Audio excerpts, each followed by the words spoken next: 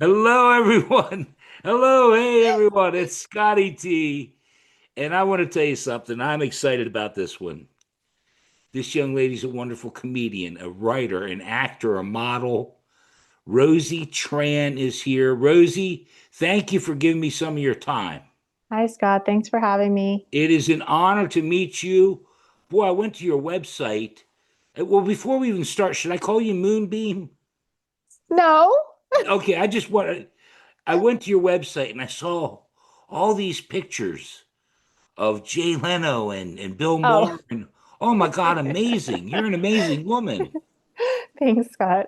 All you have to do is go to your website, and you see all this stuff. I saw a Thank couple you. por- I saw a couple porn stars. I had to look them up. Jenna Hayes and Nina Hartley. I had to look them up, but I'm sorry. I'm not in the porn industry, but I It's actually okay. Well, so I was on a TV show. So there was a TV show several years ago on Showtime called Dave's Old Porn, starring Dave Attell. He's a stand-up comedian. I'm sure you know him. David Tell. Yeah, sure. Yes. So he hosted a show called Dave's Old Porn.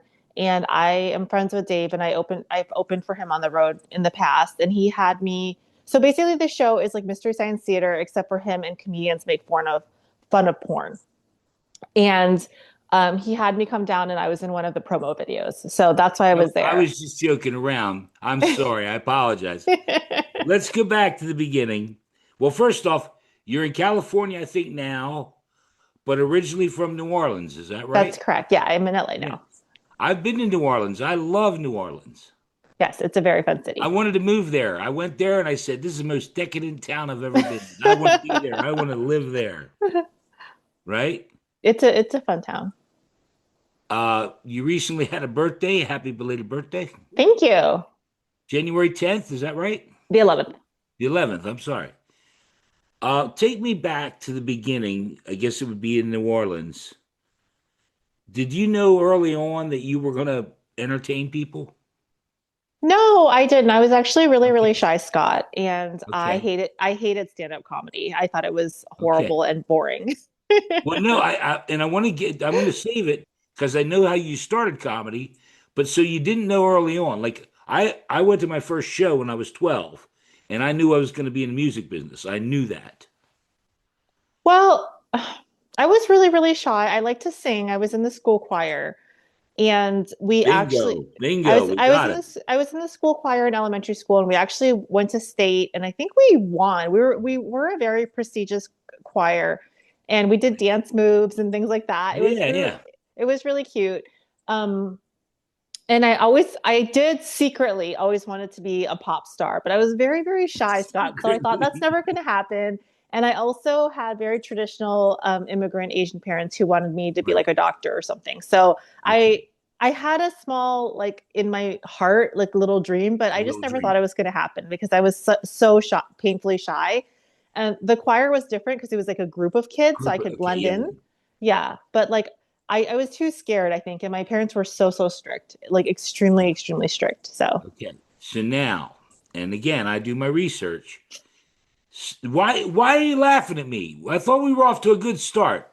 I'm We've been smiling at together. you, Scott. You're We've making me been together smile. for 3 or 4 minutes, and already you're starting to piss me off. 3 or 4 minutes, and you're pissing me off already.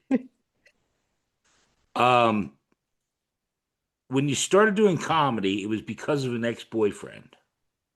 That's Yes, that's at least that's what I saw on another podcast. Is that true? yes, yes, that is true. So I was in high school and I was dating a aspiring comedian. He wanted to be a stand-up comic, and I would go with him to open mic night in New Orleans, and it was okay. You know, there's a lot of comedians on the scene there that are pretty big stars now. Sean Patton started around that same Okay, time all right. in New Orleans. Um, and I just didn't like it. I thought it was boring. I thought it wasn't, I I didn't like it. I thought that he could do more with his time. I was like, "Oh, you should be a writer or you should, write screenplays or you should." I wasn't not supportive of I wasn't not supportive of No, no, his it's funny because you're being honest. It's great. I wasn't not supportive of him being in their entertainment industry, but to me, I felt like stand up was such like a He weird was thing. not a comedian. He was not a good comedian. I just didn't I was like, why don't you like write screenplays or like be an actor? Like, what is stand up, right? And And do you mind if you started writing the jokes? well, so I didn't start writing the jokes, but I would give him suggestions. So sometimes he would practice his act for me. We'd go back to his house and he'd practice his act. And they would say, well, why don't you say it like this? Or why don't you say it like that? And sometimes I don't even know to this day, because I don't talk to him obviously anymore, I but I was don't gonna even, say, how long did it take till he got pissed off? He so probably I got don't pissed even know off. to this day if he would admit that and say, well, the way Rosie wrote it made it Right, funnier. yeah. But I noticed that when he would perform it kind of the way I told him to, he would get a bigger laugh. And that's when And you said, boom, so I'm that's good. when I got bit with the bug. I got bit a little bit with the bug as a comedy writer at first. And then we moved to Los Angeles together because Okay. he wanted to be a stand-up and an actor. So we moved to LA together. I was, 18 years old. Really? And Okay. and we oh, so he got mad at me. He was like, well, Yeah, I was um, gonna say I knew that was coming. I knew that was coming. he's like, well, why don't you write 5 minutes of stand-up? Like if you're so funny or whatever. And Yeah. I was like, oh, like that really shocked me when he said that, because I was so, so shy, Scott. Like, you don't understand how shy I was. I was the type of person that if I was at Burger King and I had to go up to the counter and ask the woman for a napkin, I would be too shy to do that. That's how shy I was. Wow. So he said, well, why don't you write 5 minutes? He's like, because he wanted me to come with him to shows. We were in a very unhealthy dynamic where we were together like 24 Yeah, 7. I got And that. so I would go to these open mics and just sit in the back and kind of like look bored. And, they didn't have iPhones back then. So I wasn't looking at my phone, but I just would look bored and irritable. He said, well, why don't you write 5 minutes of stand up? And his kind of thing was, he's like, well, then you have something to talk to the other comics about, and like, not just, be moping in the back. And I was like, no, I'm not, I'm so shy. I'm not a comedian. And then we ended up breaking up, not because of that, but Yeah, okay. we ended up breaking up. And I was in LA by myself. I didn't know anyone. I'd moved here with him. I had no friends. My family wasn't here. Right. And I started missing the open mics. I was like, oh, Well, well, I kind of it's miss going funny. to comedy It's shows funny, now. excuse me, but you took it where I always ask the catalyst for you to get up on stage and start doing it, and you just explained it. Yeah. Yeah. So I just missed going to open mics. I was like, well, I kind of miss going to open mics now. And it had nothing to do with him. I just missed going because I used to Right. go all the time and just sit in the back. Right. And so I took that thought that he had placed in my mind, that seed, and I was like, well, what would happen if I wrote 5 minutes? What would I write about? What would I talk about? Right. Because I had been mostly thinking about his jokes. And so I started to kind of come up with some jokes in my mind about what I would write. And they were horrible jokes, of course, because when you're new, you're not funny, but you're not that funny. But I came up with a couple thoughts in my mind of a couple of jokes. And there was an open mic that I used to go to with him all the time. And it wasn't a super supportive open mic, Scott. It was not a great open mic. None of them are. Some of them are. I've been to some actually really Okay, good go open ahead. mics. Go ahead. I'm sorry. But it was I but there were some people there. There was some, it wasn't just all like comics. There was some audience there. It was at a coffee shop, so there was some, Okay, okay, yeah, it that's was different. okay. It was okay. When it's all comedians, you don't get laughs because they're Yeah, all yeah, comedians right. can be super judgmental towards each other, Yeah, right? So correct. it was at a coffee shop. There were some people there. So I wrote like, like 2 minutes or 3 minutes to stand Okay. up. And I went on stage and performed. It was my first time. Nobody knew it was my first time. I didn't make, sometimes people are new to comedy. They go, it's my first time doing stand up. And they make a big deal out of it. And they invite 20 friends. And it's a big deal. I didn't tell anyone it was my first time. And a lot of the comics had seen me because they had seen me with him. So I think they assumed I was a comic. And I went on stage and I did my 2 to 3 minutes. And I don't mean to be cheesy, Scott, or woo, but I felt completely and totally at home on Yeah, stage. yeah, yeah, I was not shy at all yeah. once I stepped on stage. And I got a lot of laughs, which Yeah. is very, very hard to do for your first time and at a mic. You're funny. You're funny. You're And after I got off stage, it was like it shocked me. Like I was like, oh, I was actually like really good at that. Sometimes you go to the Vietnamese restaurant, you can get egg rolls, and it comes with this fish sauce. I don't know if you know this. Fish sauce is made of the three stinkiest things on earth. It's vinegar, garlic, and anchovy. Yes, right?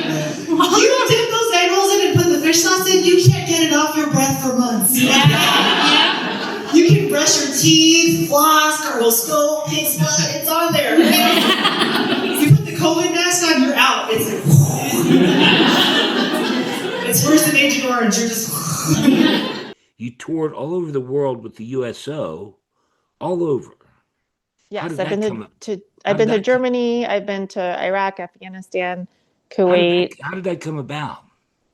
And I don't mean to rush it along. No. I'm actually trying to from open mics to what is it? 20 years later, or however long you've been doing comedy. Oh my God, how old am I? I was trying to do the math in my head. Yeah, 20 years. 24 years. Whatever. Yeah. Okay. Yeah. But so USO, how did that come? Because I want to get to your latest thing. You get a lot of stuff going on, so I want to get to all of it. Yeah, so I'm trying to remember how I even got involved in the USO. The first tour I went on, I went to Arizona. I went to a military base in Arizona. And what happened was, I was just doing stand-up all over LA, and I believe I met someone who was interested in having me perform on a base in Arizona. So someone reached out to me, I can't recall. And I remember it was the scariest thing, not because I had to perform on a base or anything, but it was the scariest thing because he had reached out to me and he said, hey, I want you to perform at the space and this and that. And he had sent me a contract. And it was not a lot of money, Scott. It was not a lot of money. No, I get it. I'm just real, I have a nephew in the Army right now. Well, this is the reason it was so scary. It was not a lot of money, but it was like way not a lot of money. And I felt like I deserved more money. You say that. So I felt like I deserved more money. So I had to negotiate with him and ask for a different price that I thought was fair. And it was so scary for me because, as you know, comics, we don't get paid that much anyway. And he could have easily said, F you, that's too much money. I'm just going to hire someone else. And I believe that he did say, F you, I'm going to hire someone else. And I lost the gig. Wait. But he came back to me like a couple months later, and he offered me another gig, and he offered me what I asked. Okay, good. Yeah. And then I did a really, really great job. And then yeah, wonderful. And then that led to another tour that was overseas instead of in the States. Okay. Finalist on Last Comic Standing. Talk about that real quick. Yeah, I was an LA finalist in season 5 or 6. I can't remember now. 6. It was the year that Eliza Schlesinger won. Okay. And that was devastating for me. That was so hard. Not because Eliza won. I love Eliza. But basically what happened was, and I this is a hard story for me to tell because I don't want to badmouth. Well, then don't. If you don't. No, I'm not going to badmouth her. You don't even have to do it. I'm an idiot. You can do whatever you want. I'm going to badmouth NBC. It's your Comedy Minute. This is all about you. I just write down stuff and try to get you to talk. I'm going to badmouth NBC. So that's fine. I'm good with that. So I was an LA area finalist, and I had a really, really good set at the Improv. Like really, really, really, really good set. My sister came out to see me. She got to see me at a live TV taping. I was so proud. And then I didn't move on. And I was extremely sad, And then that year, I worked on a television pilot for Sam Tripoli. I can't remember what it was called, but we shot at a bar in Northridge. And the video editor of that television pilot was an Asian woman.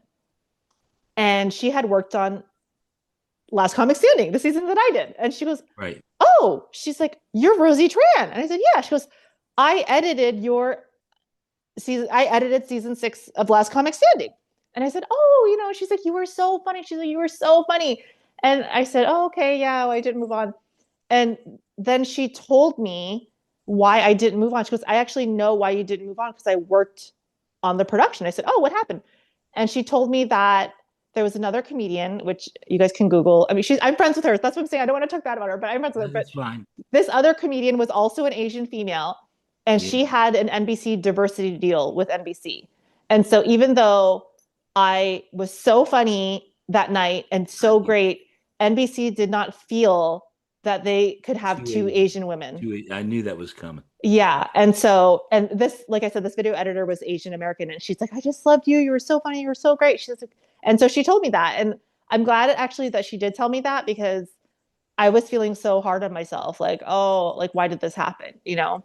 And like I said, the other Asian female comedian, I'm friends with her. I love her. She's hilarious. But I didn't know why. I said, why didn't they pick me? You know, I was so upset. And so I'm glad that this woman told me that, because sometimes in the entertainment industry, it's not your talent, unfortunately. Okay. Rosie, you have I saw it on YouTube, a special called Hanoi Honey. Is that right? Yes. So I have it was my first half-hour special. It's called the Hanoi Honey. And I'm going to tell you a really quick, funny story about it. Okay. So it's called the Hanoi Honey because that was my nickname when I first started doing stand-up. A lot of people would say, oh, here's Rosie Tran. She's the Hanoi Honey. One of my friends gave it to me because I'm Vietnamese. And Hanoi is North Vietnam, and my dad is from the North. Right. Well, it got picked up. So it's on YouTube, but also got picked up by NBC Peacock. Oh, well, okay. That's great. So that's their streaming network. Yeah, well, Scott, they changed the name of my special to the Saigon Honey because I guess they don't want it to be communist or something. Are you serious? Yes. So if you look at it on NBC Peacock streaming, it's called the Saigon Honey, which is not the name of the special. And I'm not a communist or anything. It's just, it's called the Hanoi Honey because that was my nickname when I first started doing stand-up. People would call me that for some reason. So NBC changed it to the Saigon Honey. So I don't know if that was like a PC thing or an anti-communist thing or what. That's crazy. Yeah. When I went overseas to perform for the troops, I went to the Middle East. I saw nothing but ninjas, right? The burqas. I'm a feminist. I was offended. I'm like, oh my God, they're covered up from head to toe. That's horrible. But then I started thinking about it. I'm like, ladies, they're covered up from head to toe. You don't have to wear makeup, pluck your eyebrows, shave. You don't even know what your wife looks like till you marry her. You think you're getting Kim Kardashian. The burqa comes off. It's Ahmed, okay? Smart. You have on Amazon, Rosie Tran Presents. Right? Yes. Yes. Okay. Rosie Tran Presents on Amazon. I don't know where else it is. And Yoshihara was on there. Samantha Larson Hernandez. It's on Amazon. And screw NBC. I'm so happy for you. Tell everybody how that came about. And because I have a lot written down on that, because it's not just Asian. It's not just, you feature everybody. Yeah. So it's a show. It's called Rosie Tran Presents. And it features, my main feature is diversity. So I wanted to bring different voices to television. Yeah. So I interview Asians, Latinos, women, whatever, international. Right. So I just wanted to bring a different voice because I felt like my voice wasn't really represented in the stand-up world in the past 24 years. So I wanted to bring different, unique voices. Yeah. Well, and like I said, just I've seen a couple, and I just love what you said, diversity. Yeah. That, you watch one episode, it's this and that, but.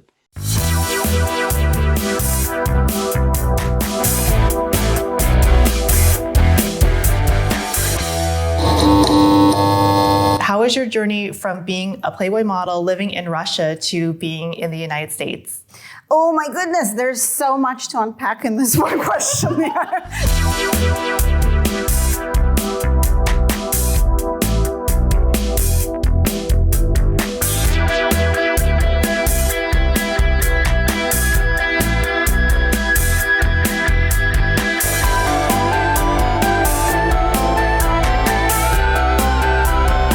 Like flatline. They all saw it.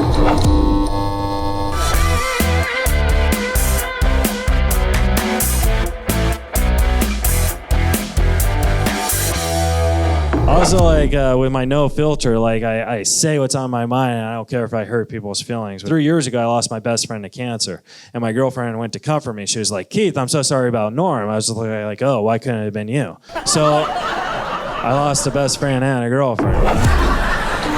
do you plan on another, or is there going to be a season 2, or for more? I want another season, but it depends on how well it goes. So guys, watch it, rent it. If it does Okay. well, Well, hopefully I'm glad I Amazon will give mentioned us. it. Hopefully Amazon will give us a second season. That would be great. That would be great. Comedians that inspired you when you were younger, and comedians that you like today. Okay, so I mean, this is very cliche, but growing up, Margaret Cho was a big Yeah, that's fine. influence on me. I would say one of my favorite comedians is Joan Rivers. Oh yeah, you had a picture with Joan. Yes, I met Joan and saw her perform before she passed away. My friend Brad Stewart, who unfortunately also passed away, was her opener for many years, and he was able to get me to see her before she passed away.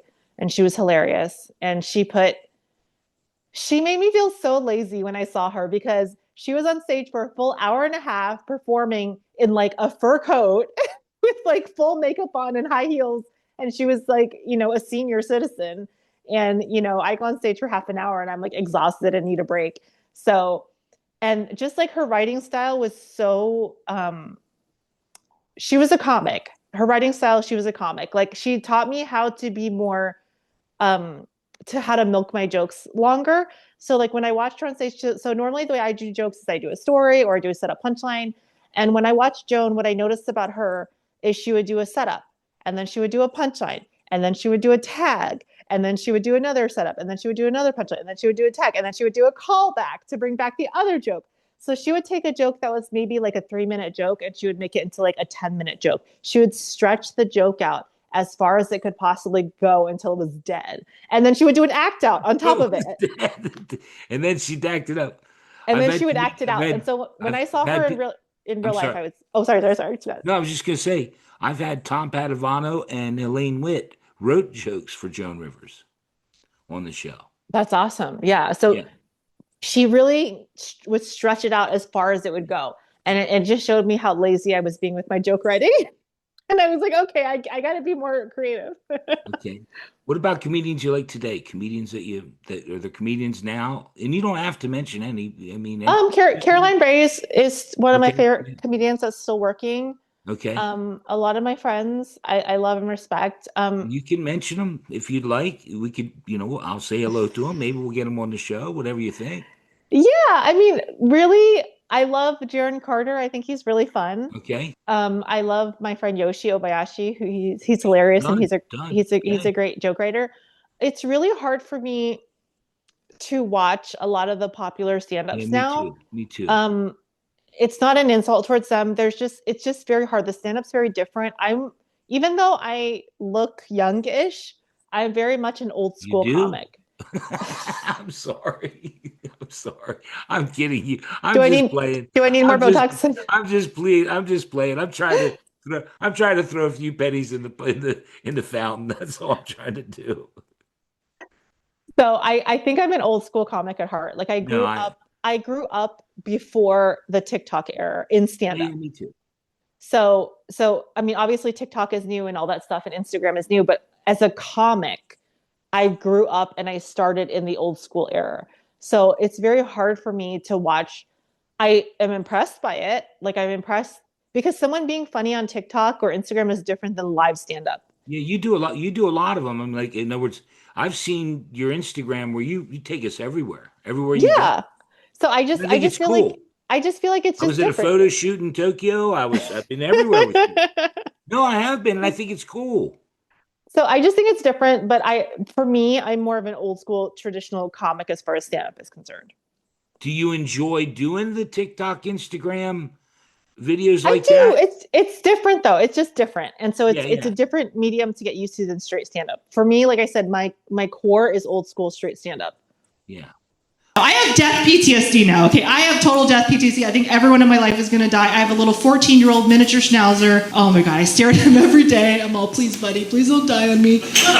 So cute. My husband's like, babe, don't worry. We have a schnauzer. If he dies, I'll just buy you another schnauzer. You'll never know the difference. I'm like, oh yeah, and if you die, I'll just fuck some random white guy. I'll never know the difference. Can't even tell. They all look alike, right? You do a lot of podcasts, and you do so many, and I'm not sure if it's what is it, Hello Kitty Crypto or something? Hello Crypto Kitty out of the box. What all you got doing podcast wise? I'm just teasing you. I'm just trying to throw coins in the fountain. No, I mean I don't know because you have so many like on your website. Yeah. Okay, Right now a lot of my podcasts are on hold. There's only one podcast that I'm actively doing, and that is the Stupid Sexy Privacy podcast, okay. sponsored by DuckDuckGo. And No, say it I again. Who is it? Sponsored by who? sponsored by DuckDuckGo. Oh, okay, cool. And it's a just tips on privacy online, and I do it with my co-host BJ Mendelson, who is based in New York. We do it remotely. That's So important. That's important. yeah, so it's just privacy tips on how to stay safe online. And I have other podcasts. I did a podcast with Tommy Pistol, who's a porn star, called um Back to porn stars. There we go. You say porn star and Scotty T perks up a bit. I tell you, it's rough. My wife. So the podcast is called Dirty Change. Okay. And it is talking about sex positive and sex education. And the idea came up during COVID because I was bored and Tommy was bored. And one of my friends kind of put us together as podcast hosts. He's like, oh, you guys would be so funny together. And so, as I said, I grew up in a very, very traditional, conservative Vietnamese family. So I didn't know that much about sex. And so Tommy is kind of like the expert since he's been an adult film star Yeah. for many years. Right, And yeah. I'm kind of like the dumb, Yeah, ditzy, no, me too. like I don't know anything about sex. And so I'm kind of asking him questions and Yeah, he's me too. explaining, he's explaining, Yeah, me too. he's explaining them to me since I don't know anything. So it's fun. You think you could have him give me a ring? I mean, I learned so much from him. I didn't know I need his anything. help. I need his help. I didn't know anything. So yeah, Tommy's explaining it to me. And so it's a fun like sex education, and we laugh a lot because Yeah. he's really funny. You're funny. I'm having fun. Are you having fun? I am having fun, Scott. Good. Do you have a book? Despite all the pennies you're throwing at my face. all the pennies I'm throwing in your face. I'm lobbing them up for you. I'm lobbing them up for you. And I say, this girl is more confused than the canary in a cat show. You have a book out, 52 Weeks to Meditation. Yes. Tell people It's Go also ahead. available on Amazon. It was just a side project. I like to meditate and I wanted to write a book. So I just did it, and it was something that I felt like I wanted to do. You can keep talking about it. You talk. In other words, I'm at the bottom of the page. I will ask this because we've established 24 years of doing comedy. Do you have advice for a young comedian just starting out? I Like, in other don't. words, I just posted last night Bob Sumner, and man, he went on a rant about TikTok, Instagram versus what you're talking about, pure comedy. Yeah. So I guess it depends on what they want to do. Like it depends Right. on what the person wants to do. If they want to. So here's the problem. I don't want to be one of these here's the problem people, but here's the problem. Well, now here's the deal. So a lot of comics. So I know Tony Hinchcliffe. I'm friends with Tony. And I know a lot of comics are moving to the Austin comedy scene because they want to get on Kill Tony, they want to get on Joe Rogan, and they want to become famous. Right. And a lot of people are becoming famous from stuff like that and going Yeah. viral and things like that. And I just don't, I've seen this happen before. I've seen this happen with comics getting on Last Comic Standing or getting on whatever show and becoming famous and thinking that it's going to solve all their problems. And it's not a good idea. You need to work on being funny. You need to work on stand-up before you try to become famous. I know it's so easy now with TikTok and Instagram to become famous, but it's not a good idea and it doesn't bring you happiness. Like I have so many friends that are like pretty big famous comics now, and it did not bring them happiness. You have to work on being funny first. You have to work on the craft first. And a lot of people feel a lot of self-hatred when they get something quickly and they feel like they don't deserve it. Yeah. And so obviously there's a super quick path to making it in comedy these days, but it's not, I wouldn't recommend it, even though I would recommend the hard path, even though it sounds so stupid. But I mean, doing it the hard way is going to be in the long run a huge payoff. What you just said about starting out and where your goals are, You're more about not just being famous. You're about, your well-being. Well, it is very important. You don't want to get famous and then be at the top and be totally empty and lonely. I've seen that. That's what people don't understand. I've seen just because I am not Rosie Tran is not a household name doesn't mean I have this joke that it's not a stand-up joke. It's a joke. Would you do it? Would you mind doing it? Do it. I'll do this joke. So it's not a stand-up joke. It's a joke that I tell my friends in comedy. Okay, good. I say, look, just because you don't know Rosie Tran as a household name doesn't mean anything. If there's a big famous comic out there, it's most likely I either know them, I've opened for them, or I fuck them. So don't fuck with me. Okay. I know everyone. I have everyone in my phone book. I believe it. No, So that's people, what I'm picking up what you're putting down. I got it. So people will, they'll say stuff in front of me, not realizing, oh, I'm friends with that comic, or I know that comic, and they'll say, oh, yes, blah, blah, blah. So I've been around the block. And Well, you had me at Dave Attell. When you said Dave Attell, no, I'm serious. You don't get more, in other words, like Stephen Wright. I met Stephen Wright. You don't get more credibility than Dave Attell in my world, or Stephen Wright, or Lewis Black. I love Dave. I met Lewis Black. Do you know Lou at all? I don't know him, but he's a really great comic. Fuck! Fucking Lou. I love Lou. Anyway, I didn't mean to interrupt. We were going to go with what you have coming up. Yes, I would love if Rosie Tran Presents Season 2 gets picked up. So I would love for your listeners and watchers to please go on Amazon Prime and buy an episode, watch an episode, rent an episode, and put a positive comment. Yeah, absolutely. Absolutely. And what else besides that? That's it. That's all I have going on. Just doing. You're going to keep doing comedy. You're touring. You do a lot of stand up all over. I do stand up mostly in Los Angeles and New Orleans. I do not like touring, and I'll tell you why. So I will do shows. I've done shows, and I've toured all over, and I've traveled all over. But touring is really, really hard on me mentally, Scott. I get very depressed. Yeah, I got you.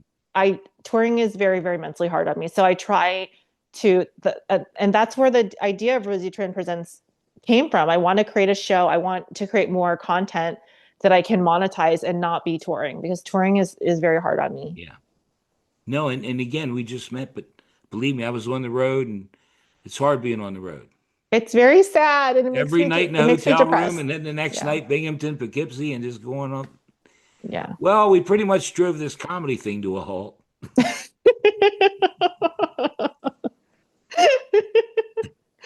Look, and I said that, and it's the hardest you laughed the whole time. It's fantastic. Rosie Tran, your comedy minute. Thank you, Scott. My comedy minute is about telling all the stand-up comedians out there to follow their dreams. I was a little shy girl who was scared to ask for a napkin from a person that worked at the counter. So if I can tour the entire world, literally the entire world, doing stand-up and have my own TV show, you can do anything you want. So don't let anyone tell you that you cannot tell jokes for a living. You can do whatever you want, and that's my comedy minute. You guys know the stereotype, Vietnamese women were crazy. It's true. It was actually proven right here in the U.S. about 6 months ago. A Vietnamese woman cut off her husband's dick. Yes, I'm like, not Chinese, not Korean, not Japanese, Vietnamese. I gotta write a joke about this. I Googled it. This is the second Vietnamese woman to cut off her husband's dick in 6 months. I told my hubby, he brought me flowers the next day. He's like, I love you so much, baby. I love you. He was like hiding the knives. I'm like, what's going on? Why are you doing that? I love you, babe. A lot of you might know about Vietnamese culture, right? More than our people. We have this delicious soup called pho. Has anyone ever had it? Yeah, a couple people?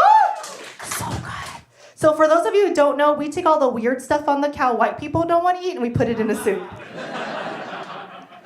The lower the number on the menu, the weirder the item. Number 38 is just beef testicles. It's delicious. So good. So good.